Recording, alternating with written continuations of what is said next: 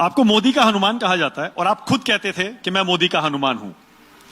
ये कहानी शुरू कहां से हुई थी? मोदी का हनुमान किसी और ने आपको कहा था या खुद आपने सोचा कि नहीं मुझे बनना है? टेल यू, ये कहां से ये पूरा ये प्रकरण शुरू हुआ। बिहार विधानसभा के चुनाव चल रहे 20 के, और उस वक्त मैं चुनाव अकेले लड़ रहा था।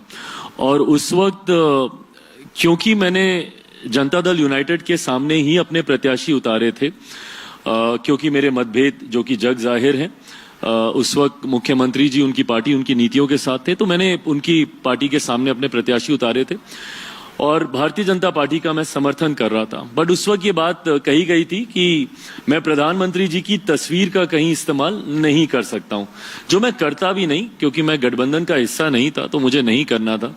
तो 2-3 बार जब ये बात मुझे कही गई तो उस वक्त आया तो फिल्मों के बैकग्राउंड से हूं ना, तो कहीं ना कहीं वो डायलॉगबाजी चलती है मन में। तो उस वक्त बोलते बोलते थोड़ा सा ड्रामेटिक होके मैंने बोल दिया था कि मुझे प्रधानमंत्री जी की तस्वीरें अपने होर्डिंग पे लगाने की जरूरत नहीं है, वो मेरे दिल में बसते हैं। जरूरत पड़ेगी तो दिल चीर के दिखा दूंगा। तो वहां से दिल चीर के दिखाने वाली बात जब सामने आई तो वो फिर हनुमान के साथ लोगों ने जोड़ा, और फिर अगले दिन मैंने पेपर में अपने ही कार्टून बने हुए देखे जहां पे मैं हनुमान के रूप में हूं और प्रधानमंत्री जी की तस्वीर मेरे सीने में। तो ये वहां से प्रकरण की शुरुआत हुई। अब ये सवाल मैंने इसलिए किया क्योंकि नरेंद्र मोदी को लेकर आप ही की पार्टी में अलग अलग राय रही है। आपके पिताजी ने नरेंद्र मोदी के नाम पर ही 2002 में एनडीए छोड़ा था। उसके बाद 2013-14 में आप वापस आए। बहुत सारे लोग कहते हैं कि चिराग पासवान ही थे जिन्होंने रामविलास पासवान को कन्विंस किया था इस बात के लिए कि इस समय देश का मूड ये कहता है कि नरेंद्र मोदी पॉपुलर हैं और वो आ रहे हैं। क्या वो कोई ऐसा किस्सा है जो आप हमारे साथ शेयर करना चाहते हैं? एब्सोल्युटली, मैं I think it's like an open secret now.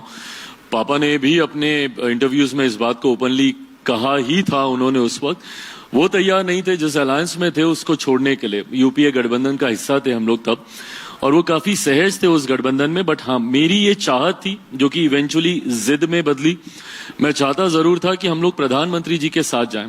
पापा की एक अपनी हिस्ट्री रही थी प्रधानमंत्री जी के साथ, बट वो दौर एक ऐसा था जब तक उनके ऊपर जितने भी आरोप लगे थे उनसे वो बाहर आ चुके थे। ऐसे में मेरे पास पहली बार एक ऐसा विकल्प देश में एक ऐसे नेता को चुनने का आ रहा था जो देश में 125 करोड़ देशवासियों की बात कर रहे थे। मैं 2014 का जिक्र कर रहा हूं। उस वक्त वो किसी जात पात धर्म मजहब की बात नहीं करते थे। देश में 125 करोड़ देशवासियों की बात, सबका साथ सबका विकास की वो बात करते थे। ये बातें मुझे उनकी काफी ज्यादा प्रभावित करती थी और मैं चाहता था कि हम लोग उनके साथ गठबंधन में जाएं। Initially it was extremely difficult to convince papa. मुझे याद है शुरू में 1-2 बार जब मैंने फ्लैग ऑफ भी किया तो बहुत स्ट्रांग रिएक्शन उनका आया। कतई वो तैयार नहीं थे, बट धीरे धीरे मैं भी लगा रहा। मैंने भी अपनी जिद छोड़ी नहीं, क्योंकि अल्टीमेटली वो जीन्स तो मौसम वैज्ञानिक वाले हैं ही, बिल्कुल। तो आपको समझ में आ गया था तो कि इस समय देश का मौसम क्या कह रहा है। मौसम वैज्ञानिक का सुपुत्र हूं तो उस वक्त का मौसम मैं पढ़ पा रहा था और मैं जानता था। और नॉट ओनली बिकॉज कि मैं मौसम पढ़ पा रहा था, ऑल्सो बिकॉज कि मैं उनसे बहुत ज्यादा प्रभावित था। उस वक्त के प्रधानमंत्री पद के दावेदार मौजूदा प्रधानमंत्री नरेंद्र मोदी जी की सोच विचार, उनकी आइडियोलॉजी से बहुत ज्यादा प्रभावित था और मैं चाहता था कि हम लोग गठबंधन का हिस्सा बने। ऐसे नेता को देश का नेतृत्व करने का मौका जरूर मिलना चाहिए जो सबके साथ की बात करता हो।